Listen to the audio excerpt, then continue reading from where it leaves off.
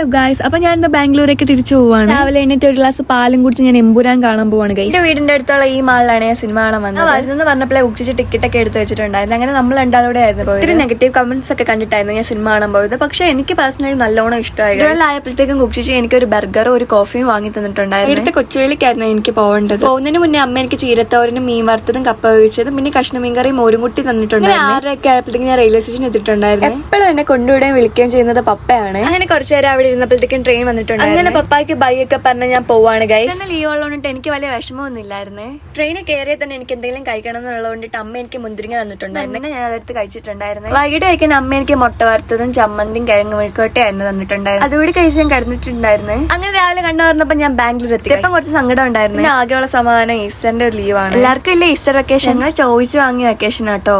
അപ്പൊ ഗൈസ്, എന്റെ വ്ലോഗ് ഇഷ്ടമെങ്കിൽ ലൈക്ക് ചെയ്യാനും സബ്സ്ക്രൈബ് ചെയ്യാൻ മറക്കില്ല കേട്ടോ. ഇനി നമുക്ക് അടുത്ത വ്ലോഗിലാണ്. Okay, bye bye.